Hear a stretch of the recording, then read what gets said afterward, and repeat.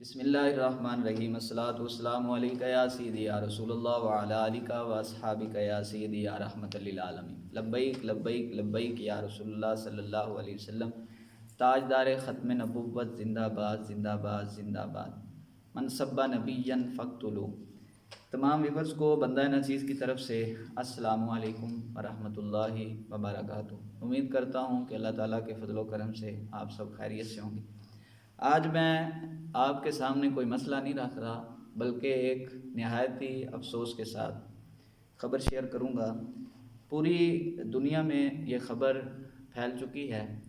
کہ امیر المجاہدین سپاہ سالار ختم نبوت، مرد مجاہد، مرد کلندر، حضرت علامہ شیخ الحدیث و تفسیر علامہ خادم حسین رضوی صاحب دامت برکاتہم العالیہ رحمۃ اللہ تعالی علیہ آج ہم میں نہیں رہے۔ اس دنیا کو وہ چھوڑ کر اپنی بقا کی طرف سفر انہوں نے اختیار کیا۔ ان کی زندگی پر چند ایک گزارشات میں آپ کے سامنے پیش کروں گا۔ بس میری دعا یہ ہے کہ اللہ تعالیٰ ہمیں بھی ویسا عشق رسول صلی اللہ علیہ وسلم عطا فرمائے۔ اگر آپ ان کی زندگی کا مطالعہ کریں تو خدا کی قسم، جہاں پر نبی پاک صلی اللہ علیہ وسلم کی ناموس کی بات ہوتی، وہاں پر ساتھ قرآن اور حدیث کا پہرا ہوتا، اور ساتھ ہی شاعر مشرق علامہ اقبال کا شعر اور اعلیٰ حضرت کا شعر ہوتا۔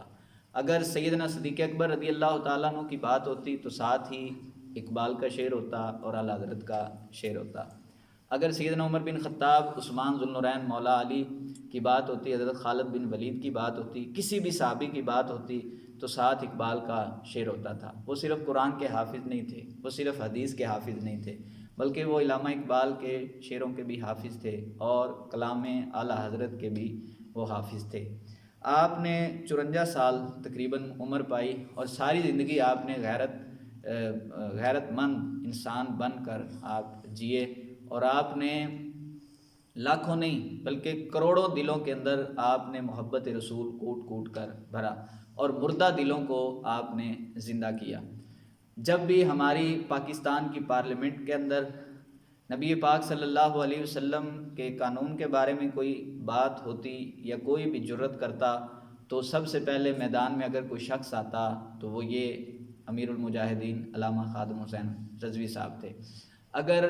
باہر کے ممالک سے کوئی بھی گستاخی کی کوشش کرتا تو سب سے پہلے سڑکوں پر امیر المجاہدین علامہ خادم حسین رضوی ہی نظر آتے تھے۔ میں اختلاف کو بالاتر رکھتے ہوئے ایک بات آپ سے شیئر کروں گا۔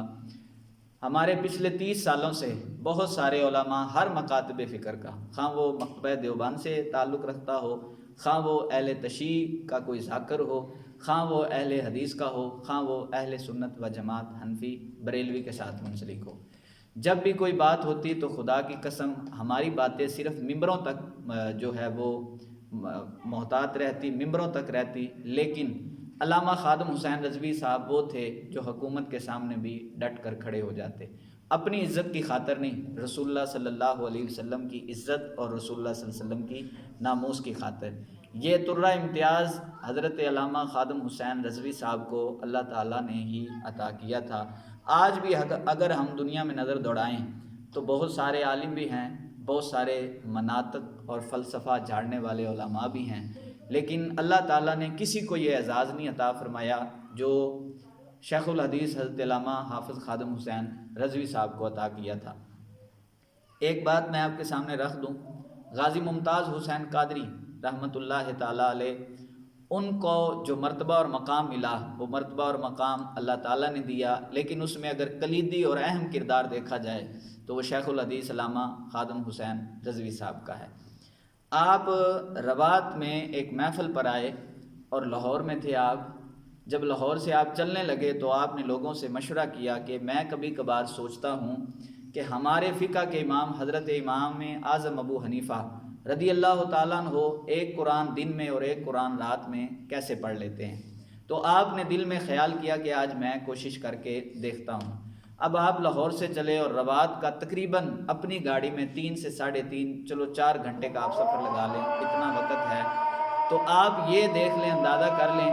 کہ آپ جب لاہور سے چلے گاڑی میں بیٹھے تو آپ نے قرآن کو پڑھنا شروع کیا الحمد سے، جب آپ نے وہاں سے چلے اور قرآن پڑھنا شروع کیا تو روات پہنچتے تک آپ نے 26 قرآن پاک کے سپارے جو تھے وہ آپ نے پڑھ لیے۔ تو پھر آپ کے ساتھ جو ڈرائیور تھا اس کو آپ نے بتایا کہ آج مجھے پتہ چلا ہے کہ امام اعظم ابو حنیفہ رضی اللہ تعالیٰ عنہ کیسے قرآن پڑھتے تھے۔ خدا کی قسم صرف آپ زبانی کلامی عاشق نہیں تھے بلکہ حقیقت میں آپ عاشق رسول تھے۔ آج وہ ہم سے جدا ہوئے، اس کا غم ہم سب کو ہے، پوری امت مسلمہ کو ہے، خواہ اپنے ہوں یا بیگانے، لیکن خادم حسین رضوی جیسا مرد کلندر صدیوں بعد بھی اللہ تعالیٰ پیدا نہیں فرماتا، اور آپ کا خلا جو ہے یہ صدیوں بعد بھی پورا نہیں ہوگا۔ میں آخر میں اللہ تعالیٰ سے یہ دعا کرتا ہوں کہ اللہ تعالیٰ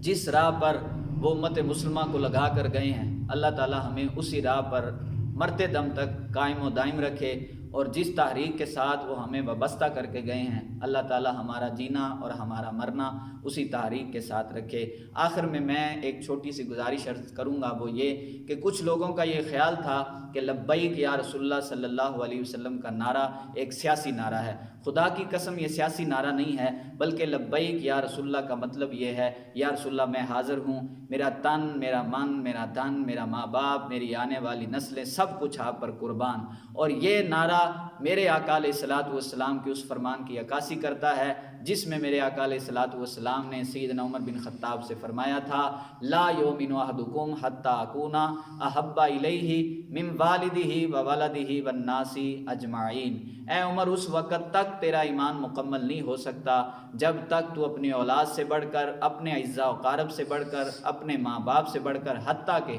والناس اجمعین، روئے زمین کے تمام انسانوں سے بڑھ کر مجھ محمد سے پیار نہ کرے گا۔ تو یہ نعرہ سیدنا عمر بن خطاب سے جو سرکار نے